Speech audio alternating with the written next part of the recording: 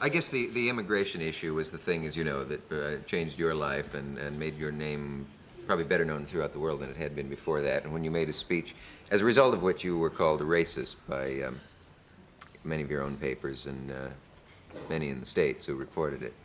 And it's easy to see reading the speech why you could be called that. Do you understand why people call you a racist? It is one of the modern terms of abuse. And the term of abuse is the more effective, the less defined it is. Then you can throw it at anybody and anything. But I find this word race very irrelevant in the British context. Indeed, it's rather a word which we've borrowed from America, because in the States, the term race simply means Negro or non-Negro. Now, that, of course, is the form in which this sort of conflict or potential conflict primarily presents itself in the United States.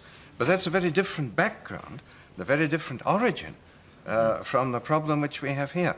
I wonder if you'd allow me a minute or two to sketch in the background here in Britain, because it is unique in the world, and one gets it wrong if one imports ideas from anywhere else.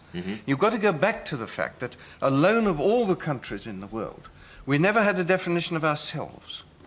There was never such a thing as a United Kingdom citizen. Unlike the United States, which has its own citizenship, France, Germany, we never had that. We were British subjects. We were subjects of the king or the queen, as the case might be. Consequently, as the British dominions expanded, automatically, everybody was born in or belonged to any part of the British dominions, hundreds of millions of human beings, were all British subjects. And in the law of this country, there was never any distinction between one British subject and another. There was no way of labeling the British subject who, if I may use the word, belonged to this country. Now, this was, had many advantages when Britain was the center of an empire. And if the numbers from the rest of the empire who availed themselves of this identification remained small, then no problem arose. But the rest of the empire had its own citizenships. An Englishman wasn't allowed to go and settle in India or Jamaica. On the contrary, they had their own very strict demarcations and definitions. And now, after the Second World War, there was a big technical revolution that took place, and that was air travel, which made the movement of masses of people from one continent to another possible on a scale which had never been contemplated before. As a result of that, there moved into the United Kingdom growing numbers of British subjects from the rest of the, well, it was by now the Commonwealth, it had ceased to be the empire, who had no other connection than that with this country, with the United Kingdom. Now, it wasn't that this was asked for.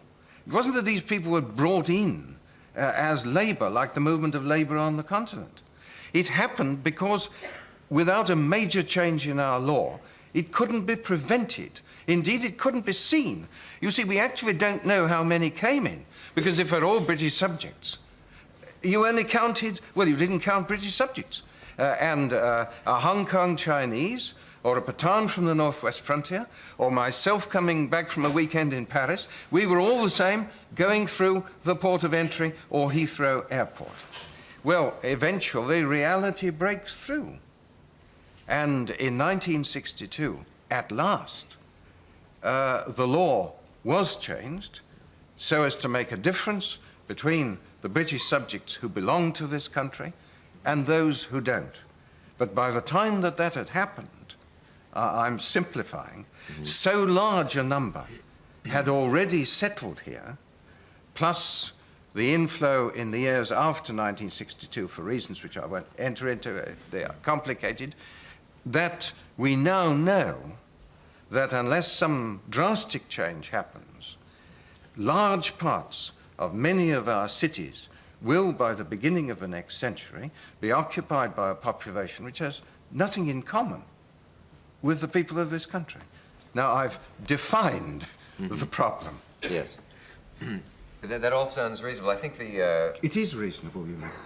Well, it also sounds reasonable.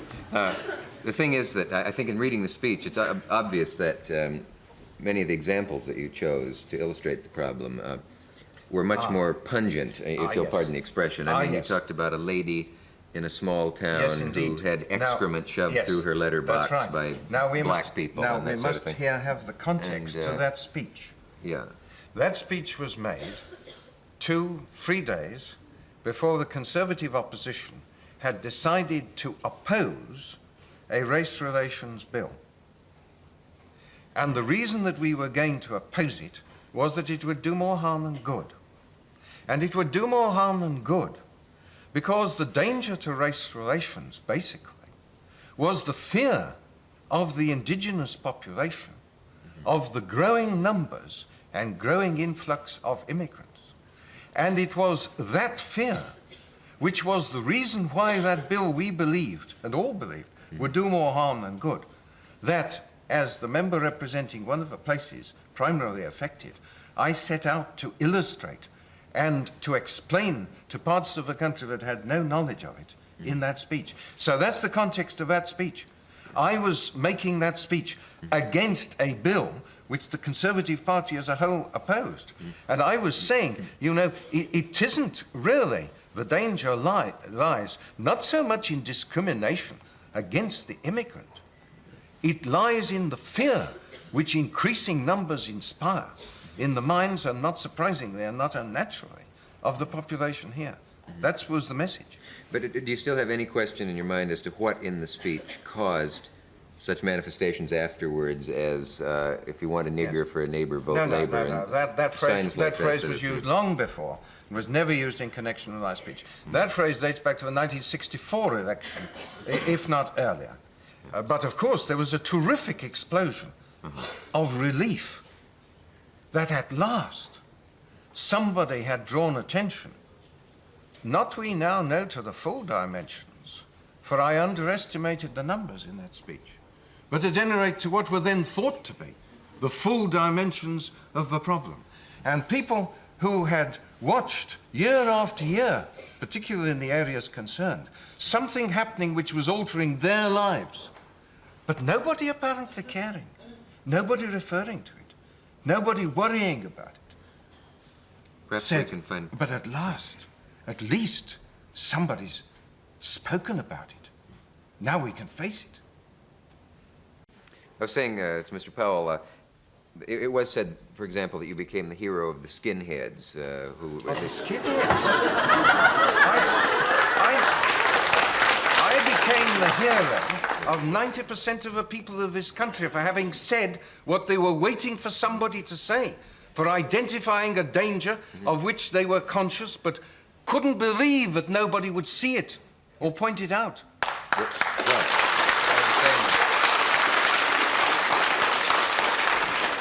And I still am. And you still are. But, I mean, there was a certain amount, you will admit, of reaction. The hero of the skinheads was a phrase used in an article No, about there was no it. violent As reaction. if, we've seen them reported in America as these kids with their hair shaved down who go out and occasionally beat up Pakistani people. And that happened before my speech as well, and has not happened more since than before. Yeah. I'm just saying... Nor was there any act of violence associated with that speech, and the one which was alleged was investigated by the police and found to be a false report. What there was, as I say, was a tremendous explosion of emotion, indeed, that at last something which threatened this country, which people had been watching coming, was recognized, was talked about. That's what happened. And since then, at least we've been able to talk about it. At least Certainly been discussed. At least we've been able, gradually, to elicit some of the facts. Do you know the very facts of numbers were grossly underestimated 2 or 3 years ago? I myself underestimated them. In 1964, 1965, I myself supposed that this immigrant population, which I've explained, would stabilize at roughly 1 million. And while I thought that this was something which would have been better if it had been avoided. Still, it didn't seem to me that it represented a major problem for the future of this country. It is the numerical facts that have changed the outlook. Yes. I think that you as a philosopher will recognize that one of the dangers of reasonable argument is that it's often rationalistic to the exclusion of empirical arguments, and that rationalism is not necessarily a recommendation. It may, in fact, seriously undermine the empirical and reasonable social validity of such an argument. There are so many. Well, there are so many. Splendid.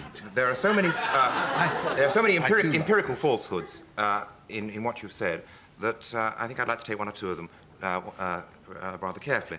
First of all, yes, only it's my program and not yours. No, it belongs to no one. It belongs to no one at all. Shall I take one point? No, first of all, the program belongs to no one. It's Mr. Cavot's program, and we are simply talking to one another. So you and I must be careful not to hog it, and in particular... No one is hogging. You have in particular, as I didn't interrupt your contribution, I'm sure you will only interrupt my contribution very briefly. I'm not interrupting your contribution. I'm simply offering a point. What I want to ask you, one or two issues. Are you worrying about the increase in numbers or the increase in the number of people who the population at large feel anxious about because of some certain recognizable feature they have? Are you worrying about the increase in the size of the population or the increase of a certain element of the population which is in some way have features which are like... Of course, we are not concerned with the increase in the total population from, say, 55 to 60 million. Mm-hmm. We are concerned with the increase in an element of a population which is profoundly different, thinks itself different, is seen as different from the rest. And that is where the significance both of number and of concentration comes in. Now, it could be as serious, indeed it could be more serious, if that different population were white and not coloured. I can well imagine that if they were, for example, Germans or Russians who were going to be occupying 2/5 or a half of Birmingham at the beginning of the next century, we should... Yes, in occupation, living in it. But as with some of your American cities, a considerable proportion. In the case of Birmingham, it will be at least 2/5 will be occupied by the immigrants and their descendants by the early years of the next century. Yeah, above all, their descendants. Yes, indeed. Yes, but those descendants will still be thoroughly separate, for the most part, from the rest of the population because of the numbers. If the numbers were small, then, of course, like any very small minority, they would filter into the population. But nobody seriously imagines that if 2/5 of Birmingham consists of a first generation of descendants born here, of people from the West Indies, from Africa, and from Asia, there will not be a profound difference between that part of the population and the rest. I think there may be a difference. In fact, there certainly will be a difference. Whether that difference is enough to promote anxiety, unless someone declares... You think nobody would notice? No, I think they'll notice, certainly. The question about is whether they will notice with fear and horror unless someone announces to them that fear and horror are an appropriate response to such a fact. I see. And you think that human nature is such that unless somebody referred to this, nobody would notice that their own native cities were transformed, that the white population was moving out and a different population was moving in? I didn't say that. Well, you think then that it would be noticed, but that it would not merely be tolerated, but would be taken as a desirable or acceptable development. No, I didn't say that either. Well, that is what you have to say. That is what you have to say, if this is not to be a problem. No. You're simply putting words which you would find convenient in my mouth. What I said was that I didn't say that there would be no difficulties. Difficulties are in the nature of human coexistence. What I said was that the differences that there would be are not necessarily the differences which would excite fear and horror unless someone stands up and says that fear and horror are an appropriate response. Someone invested with the authority of public office. When you do that, the charisma of your office and the charisma of your role as a politician will often convince people that fear and horror are an appropriate response if that is what is being told to them. It's what philosophers call a performative utterance. No doubt you're familiar with it. And Let me go on. No, you're not to go on, because I'm going to tell you that if you believe that, you will believe anything. It is stark nonsense to say that if I had never been born, the same dangers and problems would have existed in this country. No, I didn't say that either.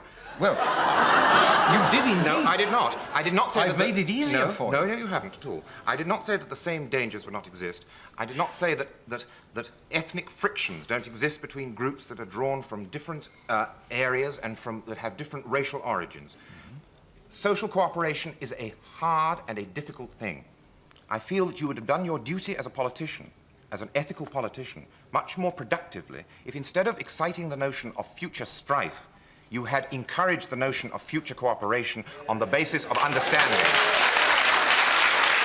Then will you tell me why it is that those in the race relations industry who profess to be trying to do just that find it necessary to draw attention to the dangers of future strife, and indeed do so in terms as strong as any that I have ever used? I will not be saddled with the follies of the other side as well. The mere fact that errors are made by people who have the best intentions does not mean that I have to adopt their methods or favor them. No, it doesn't, I deplore your techniques and I deplore some of their techniques. What I ask for is not rationalism or reasonableness, but a sense of the variety of human existence, and also an attention to the capacities of human beings to absorb each other's differences, rather than an encouragement and an exhortation to excite the sense of difference and to deplore it. And what I ask for is that you should not live in a fool's paradise. May I ask for what's left of my part of the program? We will return after this message from our local station.